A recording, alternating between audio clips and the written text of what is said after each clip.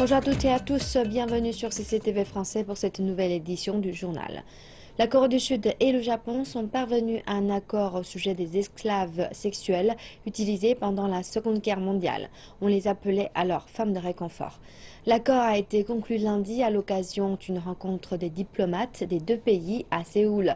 Le ministre sud-coréen des Affaires étrangères Yoon Byung-se a déclaré l'accord final est irréversible si le Japon reconnaissait les faits. Son homologue japonais Fumio Kishida a évoqué la profonde responsabilité de son pays dans cette affaire. Le Japon a accepté de payer une compensation d'1 milliard de yens, soit environ 8,7 millions de dollars.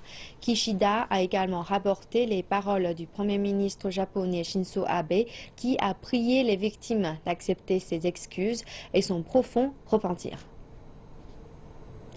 Les dirigeants du Japon et de la République de Corée ont salué l'accord sur les femmes de réconfort. Le Premier ministre japonais Shinzo Abe a déclaré espérer que cela soit l'occasion pour les deux pays d'entrer dans une nouvelle ère. La présidente sud-coréenne Park Geun-hye a souligné que l'important. Les ministres des Affaires étrangères du Japon et de la République de Corée ont annoncé la signature de cet accord qui met fin à un différend historique.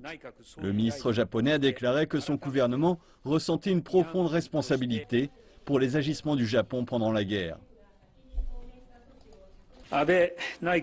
Au titre de Premier ministre du Japon, le Premier ministre Abe exprime à nouveau ses plus sincères excuses et remords à toutes les femmes qui ont subi ces expériences incommensurables et douloureuses et souffert de blessures physiques et psychologiques incurables en tant que femmes de réconfort.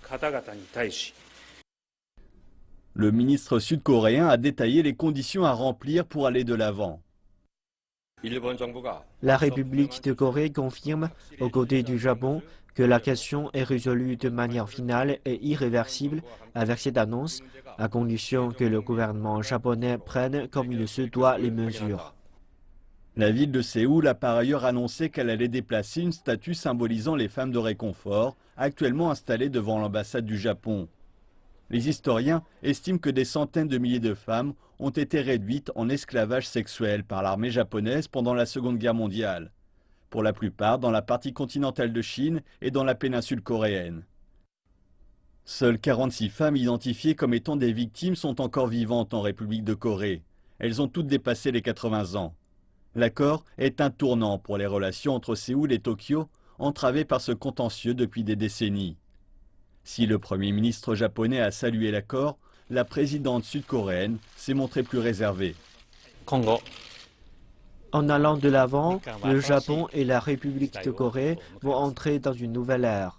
J'espère que cela sera l'occasion pour les deux pays, le Japon et la République de Corée, d'unir leurs forces et d'ouvrir la voie vers une nouvelle ère. Afin de restaurer la dignité et la réputation entachée des femmes de réconfort, ainsi que de soigner les blessures de leur corps à travers l'accord, je pense qu'il est de première importance que le gouvernement japonais prenne rapidement et sincèrement les mesures décidées dans le cadre de l'accord. Lors d'une conversation téléphonique avec Shinzo Abe, la présidente Park a déclaré espérer que l'accord amène à une plus étroite coopération avec le Japon, afin d'ouvrir une nouvelle relation bilatérale et de bâtir la confiance. Mais pour de nombreux Sud-Coréens, l'accord ne stipule pas clairement la responsabilité juridique envers les victimes, qu'ils souhaitent voir le Japon reconnaître. Concernant le problème des esclaves sexuels, le porte-parole du ministère chinois des Affaires étrangères, Lu Kang, a déclaré que le Japon devrait réfléchir à son passé impérialiste et traiter la question d'une façon responsable. L'esclavage sexuel forcé a été un grave crime anti-humanitaire contre les peuples des pays asiatiques. Il a été perpétré pendant la Deuxième Guerre mondiale par l'armée impériale japonaise. La Chine a toujours insisté pour que le Japon affronte cette question avec intégrité et réfléchisse sur son passé impérial afin qu'il puisse traiter la question d'une manière adéquate et responsable. Nous espérons que l'amélioration des relations Japon-Corée du Sud contribuera à la stabilité régionale et au développement. Et nous espérons aussi qu'il mènera le Japon à suivre la voie du développement pacifique. Des dizaines de milliers de femmes originaires de Chine ont également été abusées par l'armée nippone durant la Seconde Guerre mondiale. Au total, près de 200 000 femmes de réconfort ont été forcées à devenir des esclaves sexuels et seulement une poignée d'entre elles sont encore vivantes. Rares sont celles qui ont accepté de revenir sur ce passé douloureux. La plupart ont gardé leur secret pendant des années, sans même recevoir des excuses ni aucune compensation de la part du Japon. L'administration d'État des archives de Chine vient de publier un nombre toujours plus important de documents de la période 1938 à 1945. On retrouve notamment un document donnant la permission à l'armée nippone d'établir des maisons de réconfort dans la zone de Pudong à Shanghai, mais aussi le coût d'approvisionnement des esclaves sexuels. Les preuves montrent également que des logements urbains appartenant à la population civile vivant sous le joug du gouvernement fantoche du Manchukuo dans le nord-est de la Chine étaient réquisitionnés et devenaient sous la contrainte des maisons closes. L'administration d'État qualifie les actes menés par les Japonais d'atrocités et d'actes de violence institutionnalisés et rappelle qu'il s'agit de l'une des pages les plus sombres de l'histoire de Chine. Lors d'un point de presse lundi dernier, le ministre russe de la Défense a indiqué que les frappes aériennes avaient détruit 556 cibles terroristes au cours des 3 derniers jours. Depuis le 25 décembre, soit depuis 3 jours, les forces aériennes russes ont envoyé un total de 164 avions de combat et détruit 556 cibles terroristes dans les gouvernorats d'Alep, d'Idlib, Latakia, Hama, Homs, Damas, Der Ez-Zor et enfin Raqqa.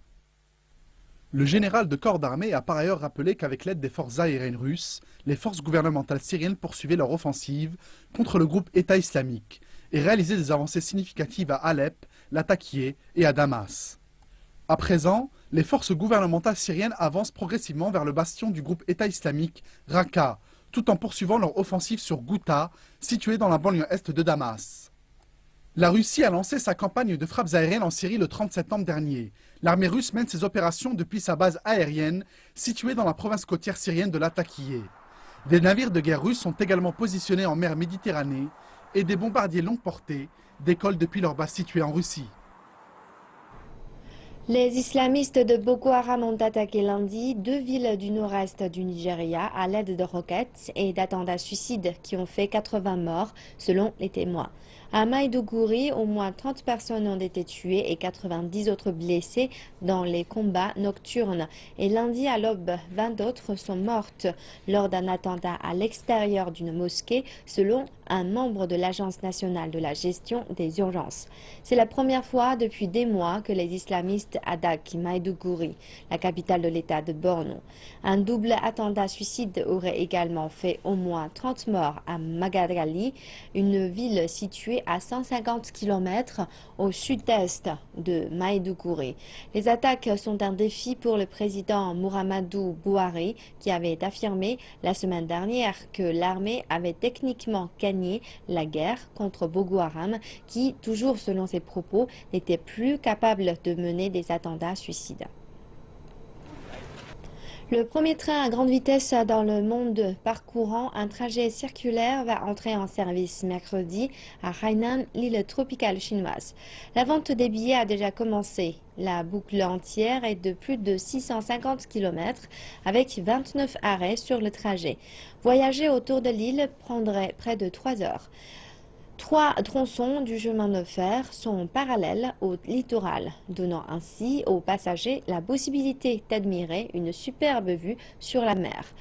Pour l'inauguration du chemin de fer, les autorités du tourisme local offrent l'opportunité de visiter des lieux pittoresques gratuitement ou en payant des billets à prix escompté du 31 décembre au 29 janvier. Le premier jour du début des opérations, 49 lignes de service seront mises en service, avec la première partant de la station de Raikkow à 9h40. Des hauts représentants du gouvernement cubain ont accueilli le premier vol direct entre la Chine et Cuba qui a atterri à La Havane. C'est la première liaison entre les Caraïbes et l'Asie. Michael Voss de CCTV était à l'aéroport de La Havane. Le vol 879 de China Airways a atterri dimanche soir à La Havane. Le salut traditionnel a marqué l'inauguration de nouveaux itinéraires du vol 879 de Air China, de Beijing vers Havana via Montréal au Canada. L'ambassadeur de Chine à La Havane et des hauts représentants du gouvernement cubain étaient présents à l'aéroport pour les accueillir. Le Boeing 777 peut transporter plus de 300 passagers et offre maintenant des vols entre la Chine et le Cuba 3 fois par semaine. C'est la première liaison entre les Caraïbes et l'Asie. C'est un lien parfait qui nous rapproche encore plus. Ce vol intervient à l'occasion du 55e anniversaire de l'établissement des relations diplomatiques sino-cubaines qui sont fondées sur la coopération, la solidarité et la fraternité. C'est vraiment important. Air China a montré qu'elle chérissait les relations amicales sino-cubaines et veut aussi contribuer au développement du tourisme cubain. Ces vols vont renforcer les liens politiques, économiques et culturels entre la Chine et Cuba. Cette année, Cuba est devenue la deuxième destination en Amérique latine qui relie des vols de ou vers Beijing. L'autre destination est Sao Paulo, la capitale économique du Brésil. Ici, ils espèrent attirer des touristes ainsi que des passagers voyageant pour affaires. On estime que 30 000 Chinois ont visité Cuba cette année, une petite mais grandissante fraction du record de 3 millions de touristes qui sont venus ici en 2015. Des liens commerciaux solides ont été établis. L'entreprise de télécommunications Huawei bénéficie d'une présence forte ici, ainsi que le fabricant de véhicules Geely qui vend à plusieurs ministères ou compagnies gérées par l'État. Selon l'ambassadeur de Chine à Cuba, près de 110 millions de touristes chinois ont voyagé l'année dernière, plus que n'importe quel autre pays dans le monde. Cuba espère attirer un nombre croissant de touristes. La compagnie aérienne américaine JetBlue a annoncé qu'elle allait doubler l'an prochain le nombre de vols vers Haïti en raison de la hausse de la demande. Haïti est l'un des pays les plus pauvres du monde qui se remet progressivement du terrible tremblement de terre de 2010. Le gouvernement haïtien a déclaré que sa priorité était d'attirer un nombre toujours plus important de touristes. Ce n'est probablement pas la première chose qui vient à l'esprit lorsque l'on pense à Haïti.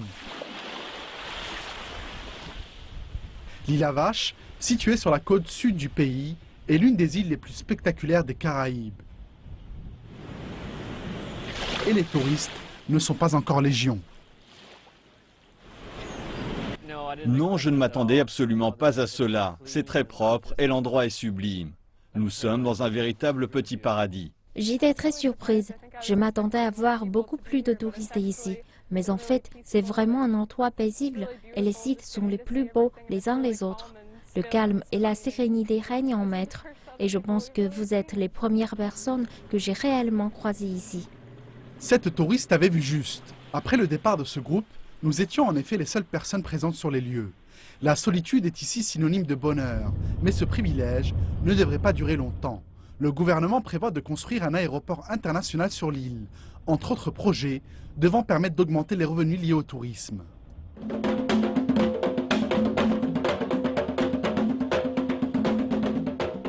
Un des atouts d'Haïti est d'avoir conservé son caractère très particulier, alors que l'île n'est qu'à seulement 2 heures d'avion de Miami.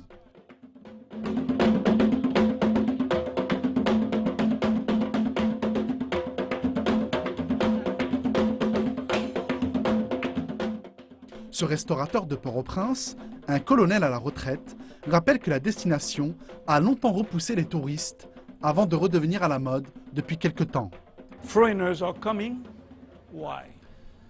Les touristes étrangers sont de retour. Et vous me demanderez pourquoi.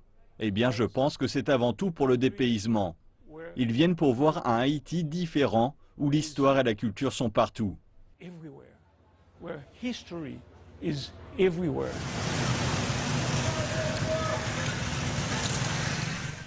Mais les obstacles sont encore nombreux avant que l'île ne réalise son rêve d'attirer en masse les touristes étrangers. Ce pays souffre d'un manque d'investissement chronique dans les infrastructures et la population subit encore de plein fouet les conséquences du désastre de 2010. Les progrès sont encore lents, mais l'année dernière, le nombre de touristes en visite sur l'île a augmenté de 10%. Le gouvernement espère que cette année, la croissance pourra atteindre les 20%.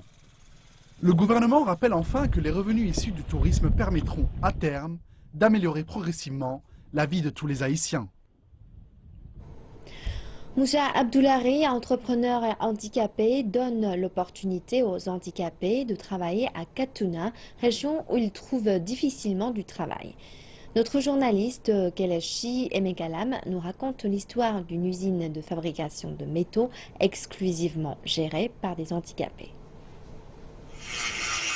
L'usine de fabrication de fer dans l'état de Katuna au centre-nord du Nigeria est en pleine effervescence.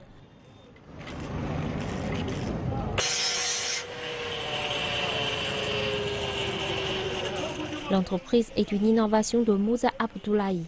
Il n'a pas toujours été un entrepreneur, avant il était mendiant, mais sa situation le déplaisait. Il a donc décidé de se former en tant que fabricant professionnel de fer. Il a monté une petite entreprise et aujourd'hui gère cette micro-usine comptant plus de 30 employés.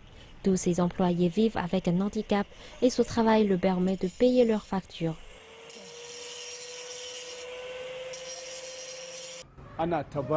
J'ai dû faire appel à ceux comme moi parce que je sais que mendier dans les rues est mal. Les individus méprisent les médians, les insultent et les humilient et je n'aime pas cela. C'est pour cela que j'ai décidé qu'on devrait tous se réunir pour faire ce travail et nous espérons que tout se passe au mieux. Moussa gère ce business depuis maintenant 15 ans et beaucoup en ont bénéficié. Mustapha Aboubakar est l'un des bénéficiaires. Même s'il n'a plus de jambes, il conduit dans le pays avec sa Golf.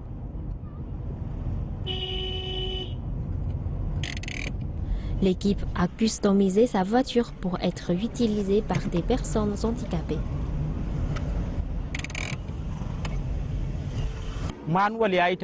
Les constructeurs de véhicules ont écrit des manuels d'utilisation de voitures automatiques pour des unijambistes ou non. Des individus comme nous, amputés des deux jambes, n'étions pas considérés dans l'équation. Nous nous sommes donc penchés sur la solution.